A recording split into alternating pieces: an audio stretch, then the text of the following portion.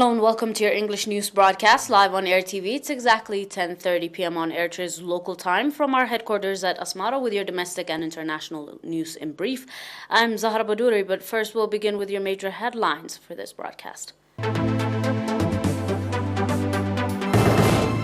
An announcement from the Ministry of Health.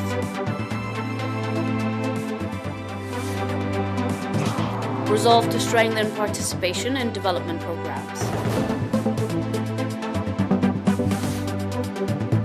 UNSC debates on climate change.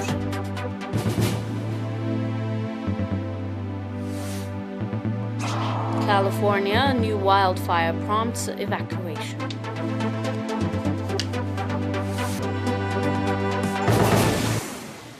Welcome to your domestic in brief. 5 patients have been diagnosed positive for COVID-19 in tests carried out today at quarantine centers in Asmara Central Region. On the other hand, 3 patients who have been receiving medical treatment in hospitals in the Central Region have recovered fully and have been discharged from these facilities. Sadly, a 78-years-old patient in the Central Region has passed away due to the pandemic. The total number of recovered patients has accordingly increased to 6,628, while the number of deaths has risen to 42. The total number of confirmed cases in the country has to date risen to 6,685. Ministry of Health, Asmara, 24th September 2021.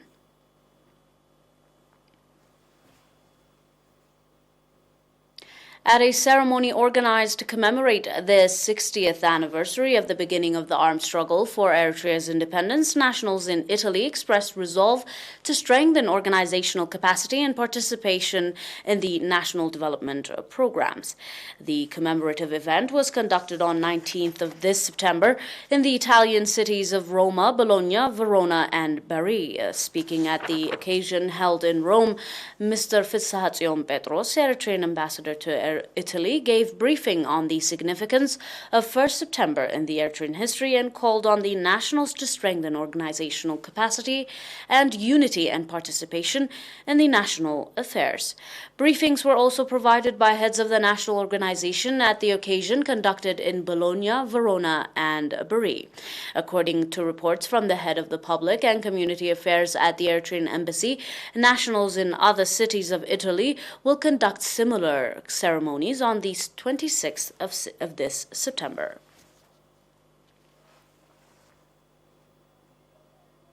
Proceeding with your domestic, Mrs. Amna Hassan, head of the National Union of Eritrean Women Branch in Ansaba region, said that the effort to develop the overall capacity of women and avoid harmful practices is ongoing at the activity assessment meeting conducted on the 16th and 17th September. Mrs. Amna called for activity participation and public in the effort to avoid the underage marriages that are negatively affecting the health and development of women.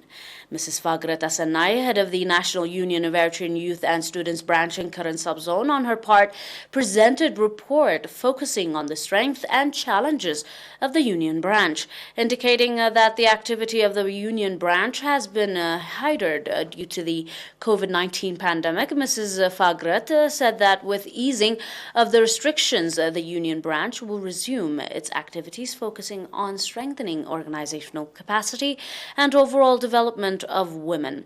The participants conducted extensive discussion on the reports, presented and adopted various recommendations as well.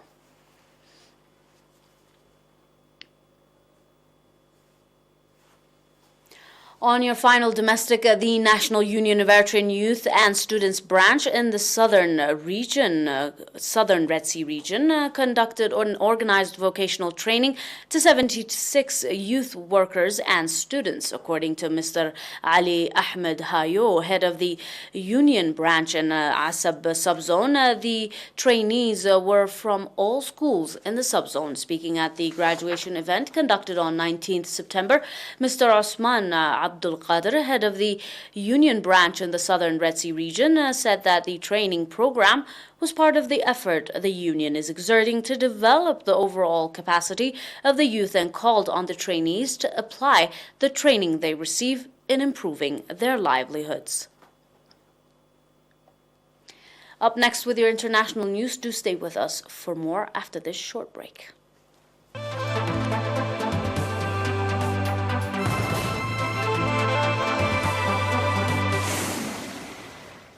And on your reports on the global line, the United Nations Security Council on Thursday held a high-level open debate on the maintenance of international peace and security, climate and security. On the sidelines of the 76th session of the General Assembly of the United Nations, briefing on the role of climate action in maintaining international peace and security, Secretary General Antonio Guterres told the Security Council that the efforts of climate change are particularly profound when they overlap with fragility and past or current conflicts, and called for credible action of member countries as no region is immune. Zhang Jun, permanent representative to the United Nations of China, said at the meeting that the climate change is a common challenge facing humanity, which requires a global response. Drawing attention to the reports of the Intergovernmental Panel on Climate Change last month, Guterres said that the deeply alarming report shows that the climate disruption caused by human activity is widespread and intensifying, and called for ambiguous comment and credible actions. He urged the G20 industrialized nations to step up and drive action before the UN Climate Conference in early November. It is clear that the climate change and environmental mismanagement are risk multipliers, he noted. And with your final report, more than 5,500 acres, 2,225 hectares of forest have been set blazed after strong winds whipped up the farm fire burning northwest of Redding, California on Thursday, September 23rd. The fire quickly expanded from around 50 acres, 20 hectares on Wednesday, September the 22nd, and has since burned down 25 structures, according to California Department of Forestry and Fire Protection. Video obtained by Reuters shows that the time-lapse of wildfire smokes blowing towards Redding, a city of an estimated 92,950 people. At least 4,000 people have evacuated, and estimated 30,000 residents have been affected. The Chisato County Sheriff Department reported via their Twitter account. An estimated 1.7 million acres, equaling to 689,000 hectares of land, have been blackened by more than 6,800 wildfires, large and small, across California. This fire season stroked by extremely hot and dry conditions that experts have said are symptomatic of climate change.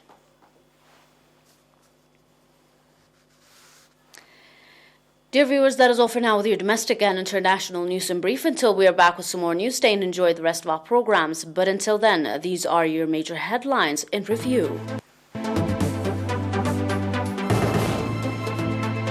An announcement from the Ministry of Health as your primary domestic. Resolve to strengthen participation in development programs, and more. On your international, the UNSC debates on climate change.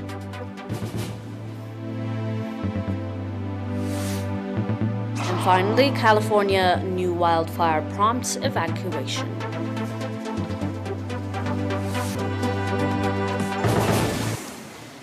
That is all for now. Have a nice one.